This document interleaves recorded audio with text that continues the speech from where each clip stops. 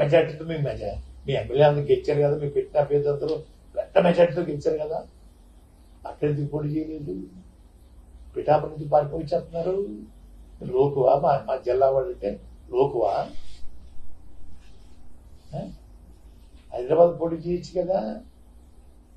అది ముందు మీ అడ్రస్ చెప్పండి అయ్యా.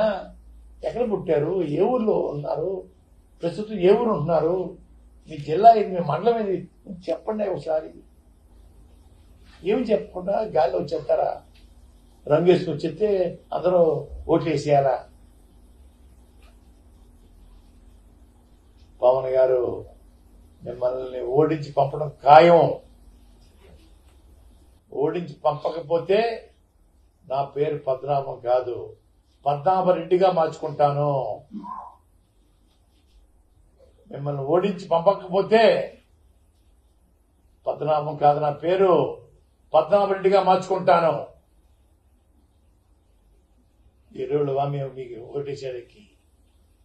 మీ సేవకులమా, మీ బానిసలమా మేము ఓటేసేదానికి? మీ అందరూ అమ్ముడు అయిపోయి జాత మీకున్న జబ్బుని మాకు అడ్డుకట్టారా? ముద్రగడ తాత ఏదో జోక్ చేశాడు. పవన్ కళ్యాణ్ గారిని ఓడించకపోతే నేను పద్మనాభం రెడ్డిని పెట్టుకుంటా అని చెప్పాడు. హాస్యాస్పదంగా ఉంది. పెట్టుకోవడం ఏంది, ఆల్రెడీ మీరు అదే కదా. మాకు తెలియదు ఏంటి, అందరికీ తెలుసు రాష్ట్రంలో మీరేందో అనేసి. మీ నిజస్వరూపం బయటపడింది. ఇప్పుడు మీలాంటి చాలా మంది బయటకు వస్తారు. ఇప్పుడు పవన్ కళ్యాణ్ గారిని ఓడించడం నీ తరం కాదు, మీ తాత తరం, మీ బాబు తరం కూడా కాదు. అక్కడ కళ్యాణ్ గారు 1,00,000 మెజార్టీ గెలవబోతున్నారు. ముందు మీరు, మీ నాయకుడు, మీ పార్టీ ఎలా కావాలో దానికి ఎత్తులు పగెత్తులు వేసుకోండి, అంతేగాని మమ్మల్ని ఓడించడం మీ తరం కాదు. ఊరికే ప్రెస్ మీట్లకు వచ్చి అవాకులు చవాకులు పిల్లవంటే ముందు ఈ ముసిల్ తాతకి చాలా సినిమా చూపించాల్సి వస్తుంది. పద్మనాభ రెడ్డి తాత